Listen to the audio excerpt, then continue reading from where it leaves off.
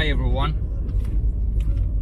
it's CarExamer here, and today I'm testing Audi A3 59 plate 1.9 litre turbo diesel TDI, right?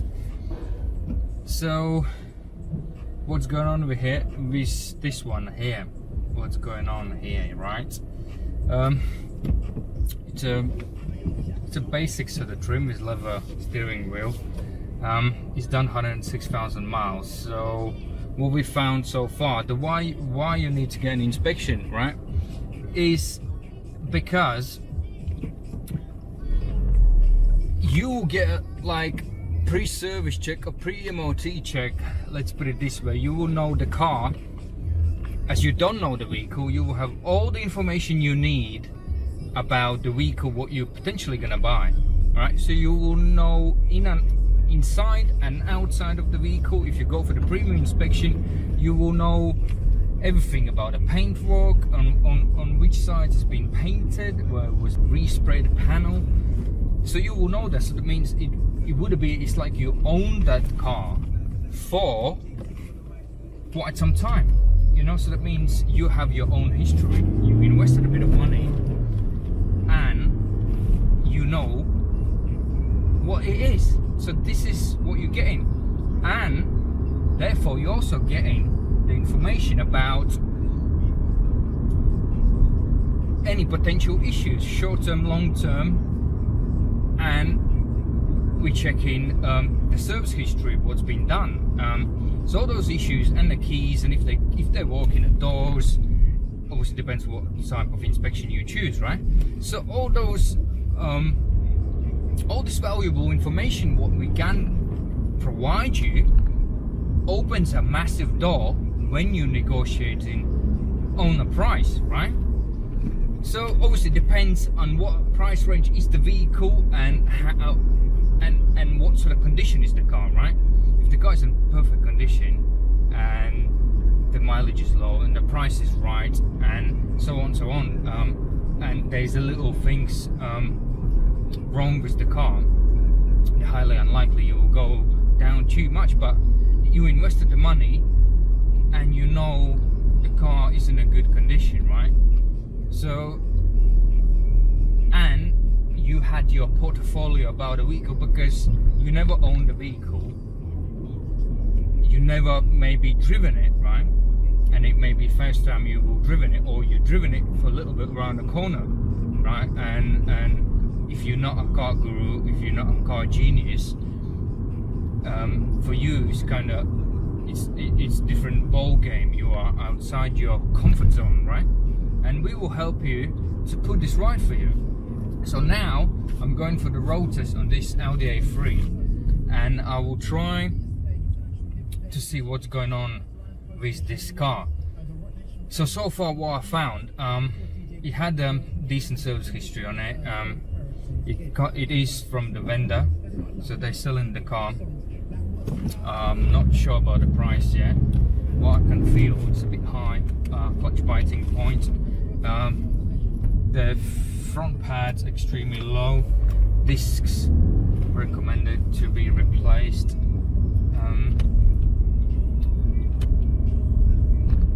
They had little, surprisingly didn't have any engine faults in the system, right? That's a surprise. Normally when you scan the car, there's historical faults always in there. And what we do, before we go for the road test, we read the faults, we overlook on those faults. We don't really pay too much attention what's been there, right? Because they could be there before. So we look at the fault codes and see, are they historical, are they pending, are they sporadic, are they current fault codes, or are they permanent, you know? Then we clear those faults, then we're going for the road test, right? And so the road test, what we try to do is the key what's going on with the car, right? So we can make sense driving left and right, going through the potholes, feel the suspension, feel the gear selection on automatic gearboxes, how the car is selecting the gears down, upshifting, downshifting, how the kick down is working, right? And I want you to take for 50-minute road test, and you try to put the car in different loads. You load it up differently. Why this is important? Because if there is any fault codes, I mean not the fault codes, if there is any sporadic faults, which are quite hard on a normal driving condition to actually trigger, right? And those fault codes normally will come on under hard, on a much harder driving conditions as you would normally do. If you would drive it normally, they would normally come on after a driving cycle. What is driving cycle? Driving cycle is when you clear the faults, the car ECU, let's say for instance, let's talk about just engine management system. It goes through the cycle, so it checks all the parameters, if they are actually matching all the signals, inputs and outputs, and what's being programmed in ECU. If they are correct, so we're flooring down now and looking for some potential smoke.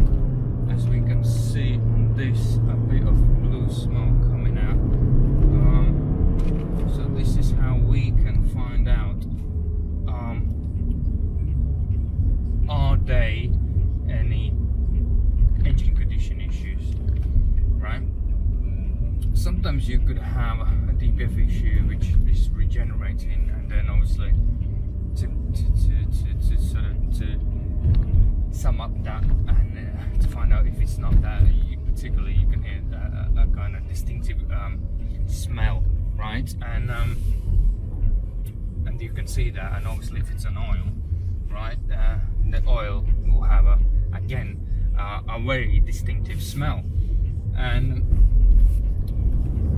obviously on a road test also you can feel the wheel bearings, you can feel the suspension knocking. This is vital, you know. So that's why the people think we don't use car ramp, we don't need a ramp. Yeah, you don't need a ramp. What are you gonna lift up and see? Yeah, you need a road test, right? Road test is the killer, right? You test the car, right? You feel the car as you test your girlfriend, right?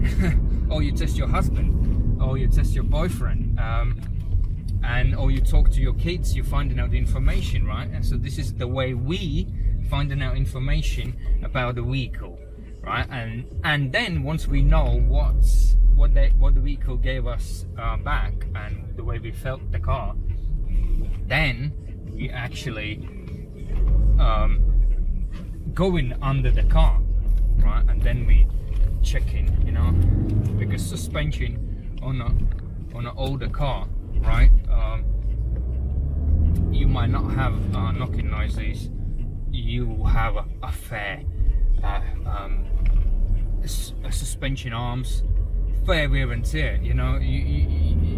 It's something what you can't avoid, you know. At some point you will have to replace them, you know, and for that reason you can't really gonna too much negotiate on the price because of the fair wear and tear on those things, you know. Like track rod links normally would be on a fair wear and tear, they just sort of really kind of loose, and at some point they will start making sort of quite weird rattle noise, and you would think, what's going on, my car gonna actually fall apart, but actually there's just the two kind of anti-roll bar links which are that sort of long, which are gonna cause sort of such a huge rattle. You would think, what the heck is going on with my car, you know? But that's actually, it's just such a silly little things it costs to replace, but we bought them for £60, you know, and it's not a big deal. Yeah, this car has some smoke issue.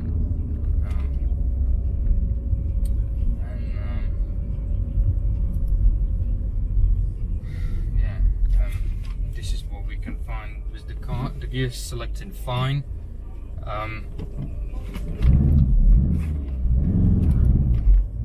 Clutch binding point is slight, like I mentioned, is a bit too high.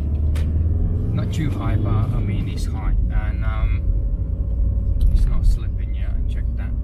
Handbrake travel is too high.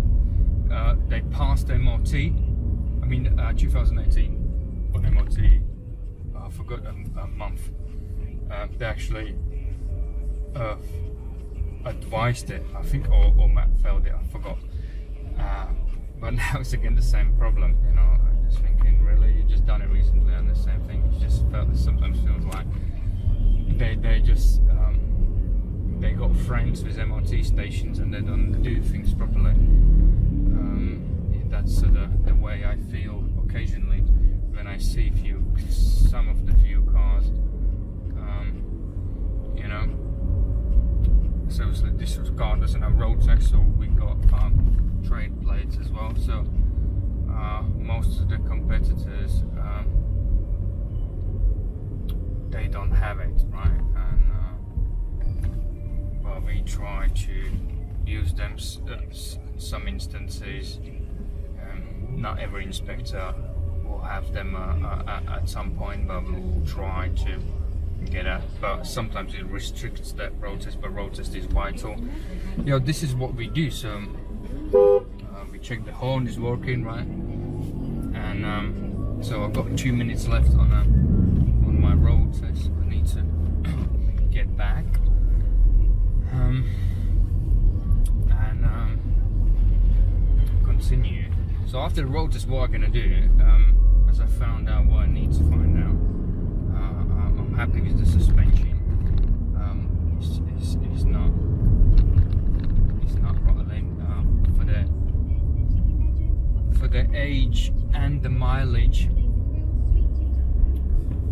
it's I would say for the age and the mileage, it's in a good condition. The suspension, the way it feels. We will go under the car and we will find out if there is any other issues wrong visually, if something being routed incorrectly or something might be loose. We'll have a look on a corrosion. Any undershields, if any undershields are loose or missing. So yeah, that's what we're gonna do, and yeah, we'll report that. This is a car pad. Yeah, see, it's car pad. As Apple don't pay for ads, so it's a car pad. It's a CarExamer pad, and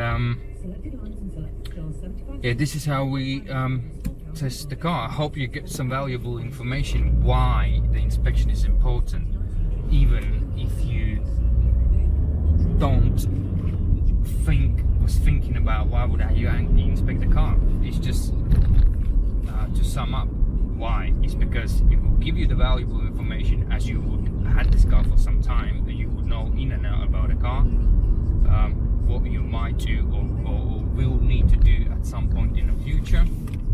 Yeah, and that will help you to understand your car more before you buy, and it will give you valuable information in the power. So it means when you go to the car, at least you have a good portfolio, a good information with all the information you need, which will give you a good solid case to talk about the facts when you go to the figures, right? You know, and when the seller would find out certain issues, they might be even willing to fix those things before they actually will give you the car. So you will be more empowering them, instead of going there as a little consumer, a little victim without anything. You know, you're not prepared. When you're not prepared, you just taking information what's right from them. Just basically kind of trust them. If you can't trust government, why would you trust anyone, right? But when you have this information, you know what you're talking about. But when you don't have it, you're just listening, right? When you're listening, they can sell you anything. Yeah, even if it's a main dealer, you know, used car dealer, vendor, private seller, anyone, it doesn't matter who it is, right? At least you know the information, because we work for you. We want you to have a great car, so certain things can be not highlighted on when the cars are sold, but we just report every little detail, so you know, maybe a little silly leak, you know, at least you know it's there.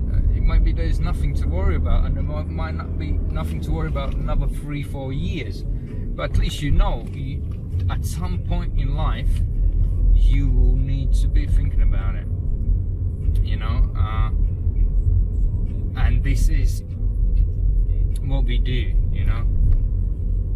And sometimes certain things you don't know, like you would not find out, like interior light is not working, like, or one mirror suddenly is not folding in, right? And once you buy the car and then you drive away, and then you sometimes just don't want to waste time and your money to go back and hassle, you know, then because you've been already tired to get in this car or talking to them or dealing, you know, and then you're giving up, and then you just take it as granted for what you have,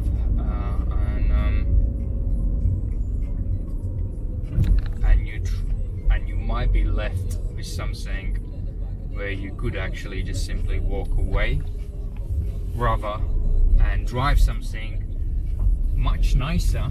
So we go in slightly over the curb, so this is obviously sometimes what we do, just to see if the top mount, you know, or over the curbs, over the speed bumps. And so yeah, sometimes you could just simply thinking, look, yeah, I would rather add this money and buy something else. So this is what it's about, you know. Once you understand those issues, and when we put those things in place for you about sometimes what money you will have to put in, then you start sometimes actually thinking differently as well, because information is power. Then you start considering, okay, I'd rather add more money, buy a better car with less problems but more expensive and better, yeah. And because the point of owning a car is to enjoy the car. You want to drive the car what you like and love and be proud of. You don't want to just buy the car because you just want to buy something to drive from A to B. Then just buy bus ticket, right? Buy train ticket, you know. They just look like sometimes kind of a bit of shit, right? And then you just use that public service, right? Or buy a bicycle, you know. But when you buy a car, you wanna feel nice. It's just what you love, you know. And we provide the service what we love, and we want you to have something what you would love, you know. And thanks for watching. It's CarExamer. This is what we do. Have a look what we do. carexamercom. If you have any questions, always call us, email us. Sometimes on a chat, when we don't reply, we apologize. Drop us an email. Call us. Don't be scared. You don't have to get the inspection. We'll always be happy to hear from you. Take care of that.